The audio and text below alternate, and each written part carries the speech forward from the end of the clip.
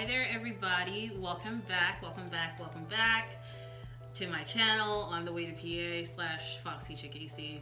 If it's your first time coming to my channel, welcome. As you probably had to know by clicking on the title to get here, I'm a PA student and I'm documenting my experience through PA school, and I'm now in clinical year. So it's January, so Happy New Year. You might not be watching this video in January, but it's January now. Happy New Year. We are snowed in right now, so I thought perfect opportunity to catch up on my video making. So that's what I'm gonna do. So the last video was right after our white coat ceremony, and we were getting ready to head into clinic, and now I have completed almost 5 of my 4-week clinical rotations that my program has us do. We do like a year of them, but I've done 4 and completing the 5th. So I've done internal medicine, emergency medicine, surgery, psychiatry, and I'm currently in OB/GYN, women's health. So I'm just gonna cover each one, you know, and I'm gonna try my best not to let this video be too long, because the last one was so long. That was like an hour-long video, you guys. I'm so sorry. I'm gonna try my best. I tried to like format my thoughts and get everything together. Some people seem to enjoy all the detail, but I just feel like it's like too much. Like people get bored after like 15 minutes, like 10 minutes even. So I'm gonna try to keep it succinct, and then we can explore further in the comment section. So that's gonna be my goal for today. We'll see how that goes. All right, so internal medicine was my first one. Right out the gate, boom, into IM. And I was like, oh my gosh, like I've heard that IM is like one of the harder ones. I don't know what I'm gonna do. I don't know anything. I don't know if I'm gonna remember anything. I was at an inpatient setting. It was a smaller hospital, kind of outside of the city, the main city where I live. And I knew there was gonna be some driving. We all knew. Like, I live in a fairly good-sized city that has a lot of hospitals, and I live on the campus that the hospitals are on, real close to it. But I knew that it was unrealistic to expect to be only in those settings, you know what I mean? So I had an hour, 20-minute drive each way. So that's like 3 hours driving each day. It sucked. It sucked so bad. But I didn't mind because, like I said, I knew it was coming. And it was my first one. It was in the summer. So I didn't mind driving in the summer. Can you imagine doing that like right now with this trash weather? Ugh. It was in the summer, so it was fine. And my schedule was Friday, Saturday, Sunday, 7 a.m. to 7 p.m. So like I lost like a month of summer weekends that I could have been doing shenanigans and ratchetness. But it was fine, you know what I'm saying? It was only for a month. And Friday, Saturday, Sunday, 7 a to 7 p. So I would have to leave the house at 5. Get there about 6:30ish, get myself together, get ready for the day, look over patients. So it was a little rough. A couple Friday, Saturday, Sundays there, I got an Airbnb because I just couldn't do it no more. Like I wasn't getting enough sleep, but I still had to study. But otherwise it was fine. Like during the week I was like off, and then on the weekend it was like boom, boom, boom. So I was with a hospitalist PA. She was awesome. She'd been doing it for over a decade. And when I got there, I was like, I don't know what a hospitalist is. I felt really stupid after the fact. I was like, why did I say that? But I really wasn't sure, you know. But a hospitalist is basically the primary care provider for a patient that is admitted in the hospital, coordinates their care, you know, usually is the one that agrees to admit them in the first place, and then coordinates their care all the way through to discharge.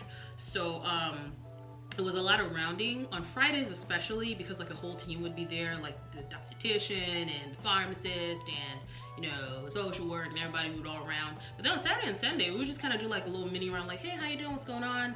And then we just manage them for the rest of the day. So a lot of pharmacological management, a lot of kind of scheduling of procedures, and kind of logistical management of a lot of things for an inpatient. I was on the floor that was like acuity adaptable, so not quite ICU. We're like a step down. Some people had telemetry, which is where they have to like, you know, like monitoring of like heart signals, stuff like that. But if it got too bad, we would send them up to ICU. And if they got better, we would send them home. So we were kind of step down unit. We had a lot of people that were only there for like a day or two, you know. But we had some people that were there for quite a while as well. So there was a lot of AFib. Everybody had AFib. Like, that was real cute. Everybody had AFib. Like, I've never seen so much AFib in my life. I had to study all my cardioversion and all that stuff. A lot of diabetes management is like, what did you take at home? What kind? When did you take it? Okay, they're NPO, so we can't give them their insulin. When last did they eat? They can't have solids, so now they're on this carb diet. How do we adjust their insulin? So you couldn't just like page endocrine to do that. Like you actually had to manage that yourself. So I learned all my glargines and list pros. I got that stuff down pat by the end of that rotation. And a lot of thyroid issues. A lot of people have thyroid issues. I didn't realize that. Like hypo and hyper, and kind of managing and seeing which drugs interact with them, side effects, adverse effects of drugs. It was drugs, all the drugs, all of the drugs. We got to admit a lot of people, and by about the second week, I was doing those admits and H&Ps on my own. You know, I was getting sent down to the ER to assess people and see if they needed it, which was really cool. That was the best part of rotation, because I got to just fly free, you know, and prosper and soar. And it was kind of challenging, you know, because I would forget stuff. Sometimes it was my first rotation, but I think I did really well, and I really enjoyed that rotation.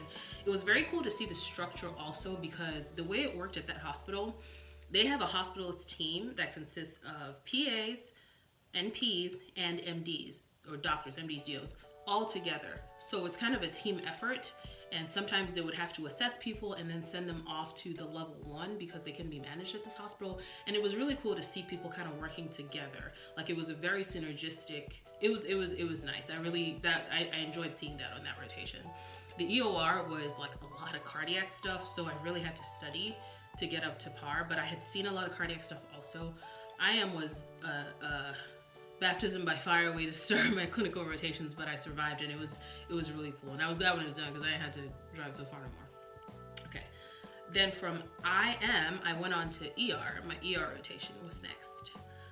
Now my ER rotation, it was close to my house, had a nice little, you know, 10-12 minute drive. But it was at a level 1 hospital that I knew it was a big hospital. I was like, okay, you know, it's a big hospital, big ER. What I did not realize, that I came to realize a little bit later, the ER program there, like the residency program, is like number 1 in like the country. Like it's ranked number 1 in country. So there were all these med students there. Like that was the first thing I noticed. Like nobody around me was from this state. The person here was from Florida. That student was from Oregon. This one was from California. That one was from Oklahoma. I'm like, why are all these people here? And someone was like, because this is the number 1 ER residency program like in the nation. I was like, oh shit. And my program just dropped me in the middle of all this. I was like, ah. It was intense, because you're surrounded by residents that matched to the number 1 ER program, and students that wrote letters and applications to be able to do their away rotations at this awesome program. And your program just goes, here you go, go there. And I was like, huh, this is what I asked for, because they asked us at the beginning of our program, like, what do you like? What do you want to see? And I was like, trauma, level 1, boom, boom. So I asked for it and I got it. So once I realized, like, oh man, this is, you know, this is a big leagues. I was like, listen, I have to prove my mettle. I have to really study. I have to make sure that I'm on it all the time. My differentials have to be on point. My clinical knowledge has to be on point. My exams have to be great. All of it has to be on point, because I can't be out here looking stupid. And it worked out really, really well. I understand why people like to work in the ER. It's a very fast-paced environment. It's high adrenaline, high energy. When you show up, you better have some food in your belly, because you're gonna pass out. If you don't, you better be hydrated. You know, it's just, anything can happen at any time. And we had a good mix of low acuity to high acuity, but your low acuity patient could very quickly become high acuity. I had a patient that was like, you know, kind of non-specific symptoms, you know, some headache, nausea, vomiting, some shoulder pain, not feeling too great. And then by the time we put everything together, we went from belly bug to vertebral artery dissection possibly. And I was like, oh crap, and we had to like upgrade her. But I had my differential together and I was able to work through it. But just the fact that that went from that to that, which is a part of the reason I don't want to work in the ER. Like I can't deal with that every day. But a lot of PAs that work in the ER tend to be working at the top of their scope. They tend to fly very independently, and they like that, and I see why, you know, because it was definitely the most rewarding. I was working as a clinician, managing like 5 patients at a time, sometimes 5, 6, calling all the consults. Once they get on the board, I have to pick them up, go see them, work through a plan, present them to the resident, present to the attending sometimes. What are you gonna do? What's on your differential? What tests are you gonna order? And I have to be really good with my time management because if you see a patient and they have a cough, you should order your chest x-ray before you go see them, because you don't know how long the line is for radiology, and if you wait till you go see them and then you just learn how to kind of get things going. If you see somebody and you think, oh, this might be a stroke, the neuro consult, or a stroke that's happened a couple days ago, or something to that effect, something neurological, your neuro consult should be in already. Like, you don't have time to dilly-dally. You have to be really good at time management in the ER. Otherwise, that's why I have people sitting there for like 6-7 hours. A lot of it is time management. So it was great. It was high adrenaline, high reward, and I was glad when it was done. But definitely the most rewarding. The EOR was a breeze because it was literally everything that I got to see, you know, every day. A lot of true emergencies, a lot of non-emergencies that could have been urgent care, but they had like a little urgent care section. I went through there too, and I really enjoyed that because that was, you know, a little more my speed. But all in all, the ER was a really, really good. It was the most rewarding one, even though it was challenging for sure. And the EOR, like I said, was true to form. Okay, then from ER, I went to my surgery rotation, and for surgery, I went from one level 1 trauma to another level 1 hospital because I asked for it. Now, on surgery, I was on the trauma team at this facility. So we would have rounds starting at 5 a.m. It was still close to my house, but no matter how close somewhere is, if you have to get there at 5 a.m., that means you have to be up at 4. I wasn't really rocking with that. I wasn't a fan. But 5 a.m. rounds, and the patient list for trauma could be as short as 10 people and as long as 40. One time we had 40 people on the roster. I was like, oh my God. So we would start rounding at 5, and sometimes we wouldn't be done for a good 3.5 hours because we would round, complications would come about. Sometimes you would have somebody code while you were rounding. It was all kinds of craziness. But also during the day, after we were done with the roundings, or even sometimes during the rounds, if there was a trauma code 1 that came in, gunshot wound, stabbing, assault, motor vehicle crash, burns, we had to respond to the code, run down to the ER, and start the primary and secondary survey and all of that stuff that goes into trauma in the shock room, assess the patient, see what needs to be done first, what needs to be done next. The chief resident, the interns, us, we were all working as a team together. And that part was really cool to see the structure and actually see trauma code activation in action. You know, it was like, okay, this is what happens. Get a warm blanket because they're going to be dehydrated. If they have burns, page this person. If they have a splenic lac, page interventional because they're going to need, you know, embolization. All of this stuff, and just seeing how it all worked together. And then the police would come in and they would look for evidence if it was something of a criminal nature, you know, and just all of that stuff was very cool to see. But because it was trauma surgery and we were the trauma team, I saw all the trauma. I barely saw the surgeries because, and later it made sense to me, but at the time I wasn't very happy with it. If you are the trauma team, you're responding to the trauma. If you're tied up in surgery, who's responding to the trauma? So we had to be available to respond to the traumatic, you know, things coming in and the codes. Another team, there was multiple surgeons. This is a huge hospital.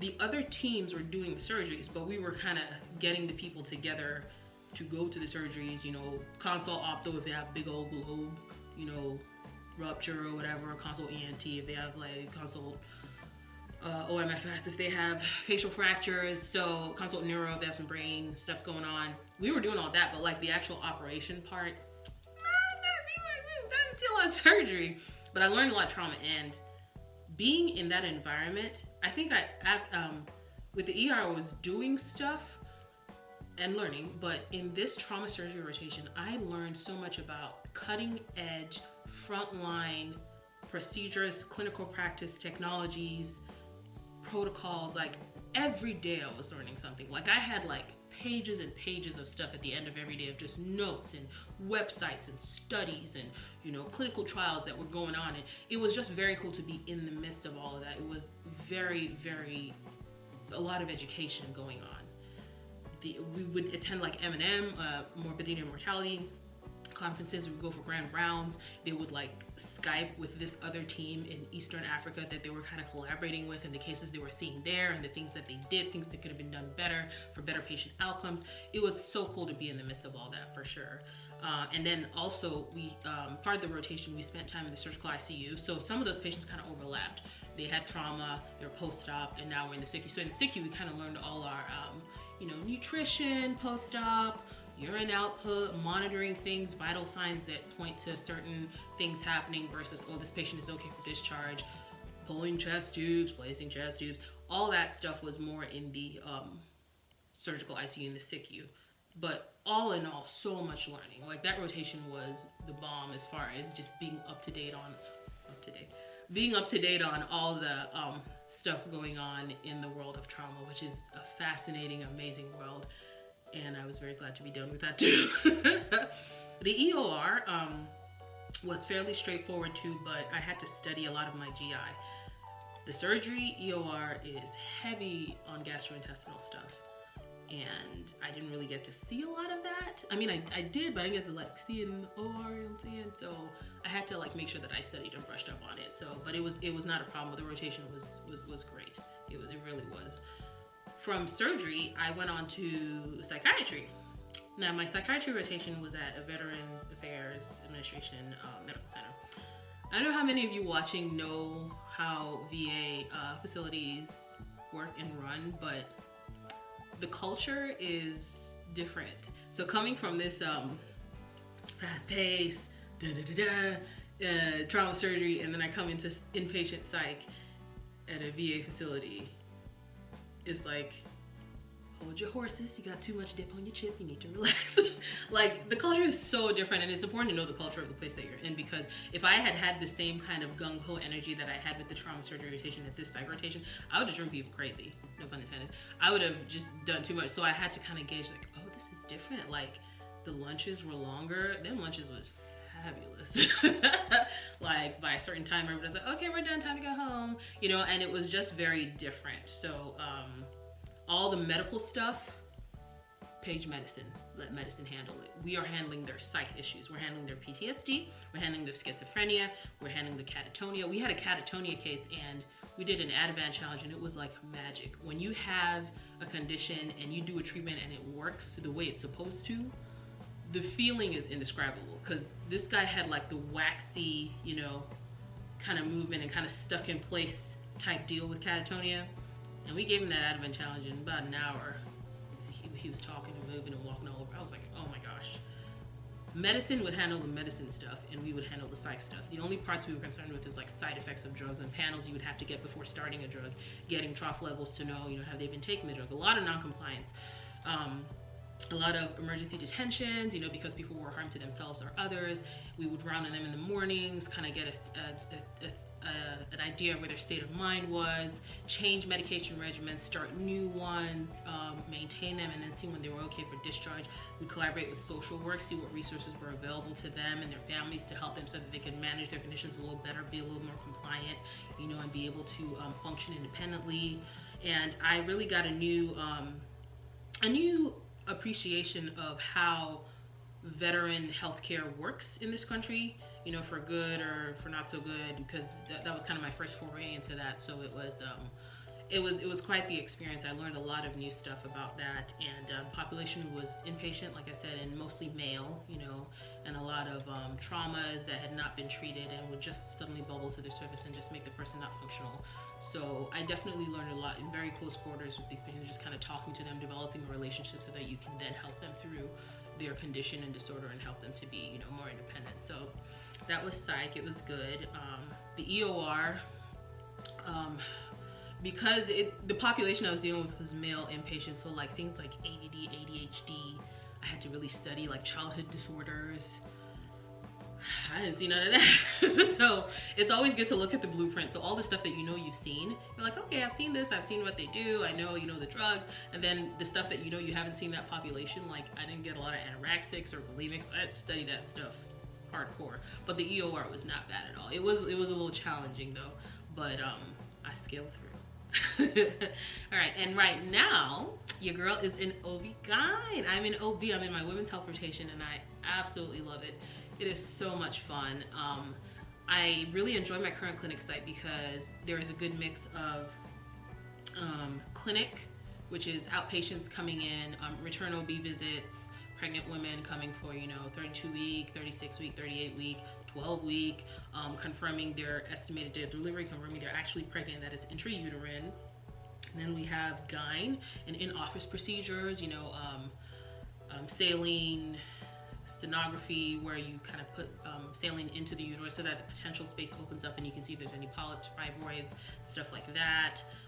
Biopsies in office, you know, LEEP procedures, cone biopsies, and we also have a lot of surgery. I've scrubbed in a ton. I've seen a lot of very, very cool surgeries, you know, gynecological surgeries, hysterectomies, just really cool surgical procedures with like Da Vinci, with the Da Vinci robot. I've seen a lot of hysterectomies with that, which was it's such a cool machine.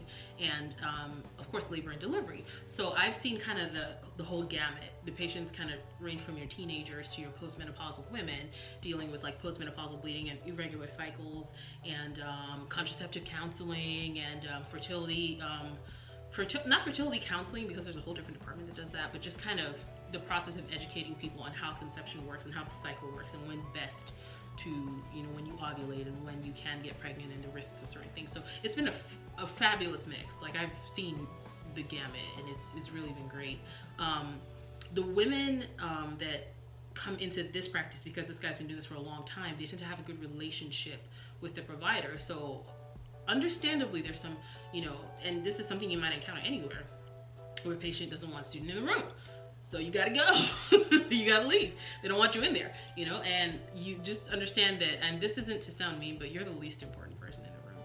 Like, the patient, this is like, especially if they're getting like bad news or something challenging, this is really hard for them. This is their life. You're just learning from this. And the provider has a relationship with the patient. So if they say, you know, you're not, they always ask the patient first, are you okay with student? And if they say no, or if during the visit they're like, can you leave, please, I want to talk to my provider alone, there's the door. But most of the time people are fine with, you know, a learner in the room, because they understand that that's how we learn and that's how we get better. We become good providers. And I'm still learning a ton on this rotation. It's just been absolutely wonderful.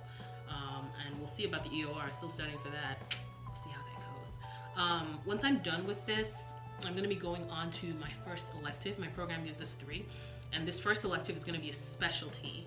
And it is going to be interventional radiology. And I am geeked for this. Like, this is what I want to do. I don't think y'all understand. This is what I want to do. I want to be an interventional radiology PA. It is my passion. I'm very excited about interventional procedures, using radiology to make a difference with the little tiny opening and get in there and just do all kind of cowboy stuff. I'm so geeked for it. Like, I'm trying to like make sure that I stay calm so I don't come and just like scare my preceptor on the first day. Like, hey, like, what's up? This is really what I want to do.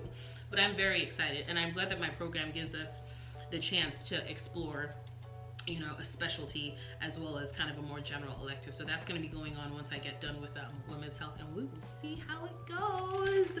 We'll see how it goes. All right, so just some general things I learned from clinic. Always know that the stuff in the book and what happens in real life is not always the same. Didactic year in the textbook will say the first line treatment for this condition is flagyl. It's like, oh, okay. You go to clinic, somebody has a condition, they come in, they don't give them flagyl. You're like, but the first line treatment, and the provider's like, do you think this person's gonna take like 10 days of this medication? No. We're gonna give them a shot here today because our patient population is not compliant. We're gonna give them a shot, we're gonna send them on their way. The antibiogram is important. What if like there's resistance to, that organism is resistant to that antibiotic in that locale, in that facility? That's why they don't use it. So it's okay to ask, but don't just be like, oh, what that person is doing is wrong, because the first line treatment, that first line treatment thing will get you in some hot water. So just know that it's like the book and clinic, they're like this, like they don't line up quite perfectly sometimes. And that's just how it goes. You know, things aren't perfect. Life isn't a textbook. So the flow of clinic, other than like the low 4 a.m. wake up times, has been much better. I have 1 exam a month versus like 10 or 12 or 15. I was looking at some of my schedules from didactic year. Oh my God, crazy. But now it's like 1 exam, you know what it's gonna be on. It's all material you've covered and that you're hopefully seeing every day. Much better flow. And then you see people doing the things that you want to do one day, and it just reminds you of why you came on this journey in the first place. And it just, for me anyway, it just reinvigorates like, oh man, I feel really good about this career that I'm about to start. You know, it's awesome. Clinic has been so cool. Sometimes you see stuff and do stuff in a different setting than you thought you would. When I was in the ER, I did a ton of pelvic exams. Like in 1 week, there was 1 week where I did like 6, like just back to back to back to back.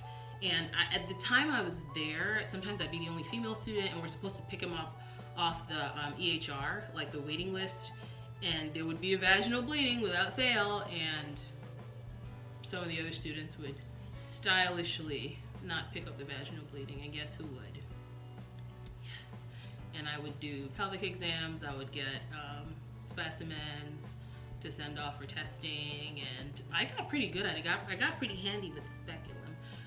Fast forward to women's health, and like I said, because of the relationship sometimes of the patient and provider, I did way more pelvic exams and stuff in the ER than I did in women's health. I'm still learning way more about women's health on the women's health rotation, but just hands-on stuff in pelvic exams and, you know, all that stuff, I did a lot more of it in the ER, which I wasn't expecting, but I'm glad that I did, because, you know, the experience is not wasted. So sometimes, and then my surgery rotation, because remember I said we're doing all that trauma and not the surgery, I am getting so much surgery time, so much scrub time in my women's health rotation, because they have surgical subspecialty and they do a lot of OR work. Like, it's like every other day. It's like, I didn't expect that. I didn't know what to expect, but I didn't expect that, you know what I mean? So sometimes you do things in a setting completely different than what you imagined, which is fine. That's why you just have to be open to learning. Be honest about your interest, even if the rotation you're in is not your interest. Some people are like, oh, if they ask you what you want, you just say, I don't know yet, because, you know, you don't want the person to be like, oh, you're just not interested in what we're doing here then, are you?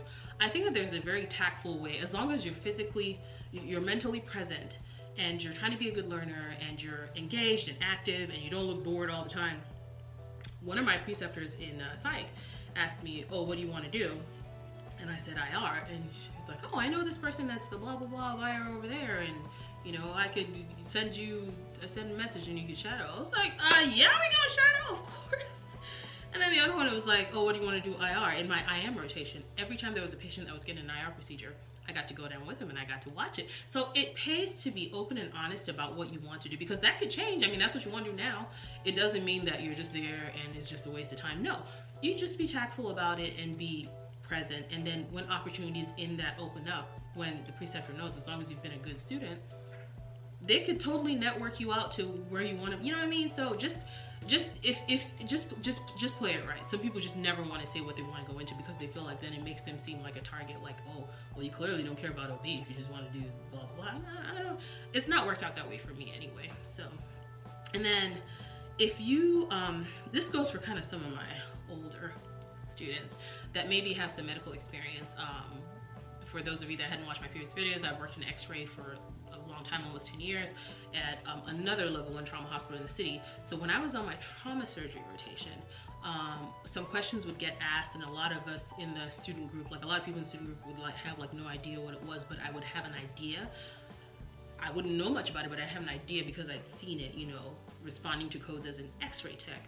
And I guess the feedback that I got from that was that I seemed like I was difficult to teach, because every time there was a question, it seemed like I already knew the answer. And I felt so bad when I got that feedback, because that was not what I was trying to do. I was trying to show that I was interested, I was engaged, and it came across the complete wrong way. And I had to make sure that I really mended those bridges and clarified that I was not trying to be a gunner or show that I knew more than anybody, because I guess that was how it came across. And I felt so bad. Like, I made sure that I went to, I just made sure that I tried to clear that up, and it worked in my favor, because the next feedback came back was like, oh, she takes, you know, criticism very well. I was like, oh, child. Just make sure you don't come across as a know-it-all, because apparently that was like an issue for me on that rotation, and I had no idea. Like, I was walking blind and clueless and stupid, and I had to make sure that I expressed, like, I know that I'm not here because of what I know, but because of what I don't know, and that I'm here to learn what I don't know. So if you have a background in medicine already, just be real chill and know that you're there to learn, not to show how much you know. Like, I really could have bungled that really badly, and I was glad that they were honest enough to tell me their feedback so that I could change, you know, especially going forward. So, well, that's it. That's the tea. That's the tea. That's all of it. So I can't believe I'm gonna be graduating this year, but I'm so excited. I'm so excited. Like, I'm really gonna be doing this, like, this calendar year, this year of our Lord, 2019. We will see how it goes. I'll continue to approach things with the same, you know, willingness to learn, and most of all, I'm just really, really grateful that I get to do this, because every day I'm learning something new. Every day I'm, you know, expanding my knowledge base. Every day I'm expanding my clinical knowledge, my physical exam skills, all of it. And it's just such an awesome journey. So that's it. That's all I got for you guys today. We're at 30 minutes. Ha! Didn't ramble today. Did my best. I'm gonna try to continue these video series. I get a lot of really positive feedback from you guys. A lot of people seem to enjoy the videos. Thank you for watching them. Thank you for subscribing to this channel. And please, any questions that you have, drop them right down there and I will do my best to respond. Sometimes it takes me days if I'm having a rough time and a lot going on, but I try my best to respond to everyone.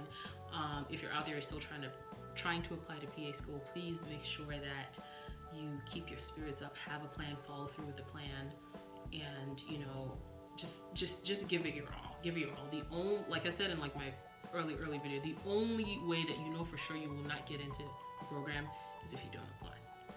For sure, that's the 100% certain way to not get in. So, but on the inside, I can tell you it's really cool. And like the rankings for physician assistant job satisfaction they keep going up. The average salaries keep going up. You know, the scopes of practice, as they lobby more and more, just become more and more. There's just so many options for you as a PA, basically, and it's really cool, and I'm really glad and blessed to be in this profession. All right, I'm done.